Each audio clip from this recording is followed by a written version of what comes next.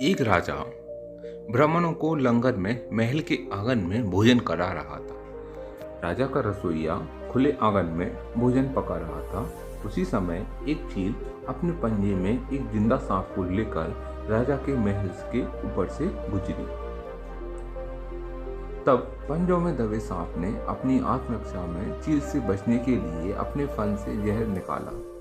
तब रसोइया जो लंगर ब्राह्मणों के लिए भोजन पका रहा था, उस लंगर में सांप के मुख से निकली जहर की कुछ बूंदें खाने में गिर गईं। किसी को कुछ पता नहीं चला। फलस्वरूप वह ब्राह्मण जो भोजन करने आए थे, उन सब की जहरीला खाने से मौत हो गई। अब जब राजा को सारे ब्राह्मणों की मृत्यु का पता चला तो ब्रह्म हत्या होने से उसे बहुत दुख हुआ। ऐसे में अब ऊपर बैठे यमराज के लिए यह फैसला लेना मुश्किल हो गया कि इस पाप कर्म का फल किसके खाते में जाएगा। एक राजा जिसको पता ही नहीं था कि खाना जहरीला हो गया है, और दूसरा रसोइया जिसको पता ही नहीं था कि खाना बनाते समय वह जहरीला हो गया है, या तीसरा वह है चील जो जहरीला सांप के लिए राजा के महल के ऊपर से गुजरा, या फिर वह सांप जिसने अपनी आत्मरक्षा में जहर निकाला। बहुत दिनों तक यह मामला यमराज की फाइल में अटका रहा। फिर कुछ समय बाद कुछ ब्राह्मण राजा से मिलने उसके राज्य में आए और उन्होंने किसी महिला से महल का रास्ता पूछा।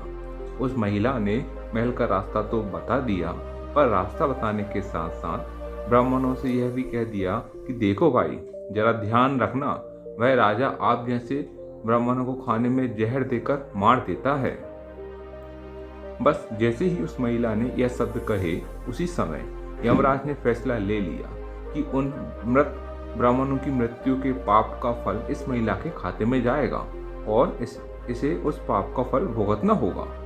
यमराज के दूतों ने यह पूछा, प्रभु ऐसा क्यों, जबकि उन मृत ब्राह्मणों की हत्या में उस महिला की कोई भूमिका नहीं थी। तो यमराज ने कहा, भाई देखो, जब कोई व्यक्ति पाप करता है तब उसे बड़ा आनंद मिलता है, पर उन मृत ब्राह्मणों की हत्या से ना तो राजा को आनंद मिला, ना ही उसे रसोइया को आनंद मिला, ना ही उस सांप को आनंद, पर उस पाप कर्म की घटना की बुराई करने के भाव से बखान कर रही उस महिला को जरूर आनंद मिला। इसलिए राजा कि उस अनजान पाप कर्म का फल अब इस महिला के खाते में जाएगा। इसी घटना के तहत आज तक जब भी कोई व्यक्ति जब किसी दूसरे के पाप कर्म का बखान बुरे भाव से बुराई करता है, तब उस व्यक्ति के पापों का हिस्सा उस बुराई करने वाले के खाते में भी डाल दिया जाता है। अक्सर हम जीवन में ऐसा सोचते हैं कि हमने जीवन में ऐसा कोई पाप नहीं किया, फिर भी हमारे जीवन में इतना कष्ट क्यों आया। यह कष्ट और कहीं से नहीं, बल्कि लोगों की बुराई करने के कारण उनके पाप कर्मों से आया होता है। जो बुराई करते हैं वह सब हमारे खाते में ट्रांसफर हो जाते हैं। इसलिए आज से ही संकल्प लें कि किसी के भी और किसी भी पाप कर्म का बखान बुरे भाव से कभी नहीं करना है, यानी किसी की भी बुराई या चुगली कभी नहीं करनी है। लेकिन यदि फिर भी हम ऐसा करते हैं तो हमें ही इसका फल आज नहीं तो कल भुगतना जरूर होगा। ओशो दोस्तों, यह ओशो की कहानी थी कर्म का फल। आशा करते हैं आपको यह वीडियो पसंद आई होगी।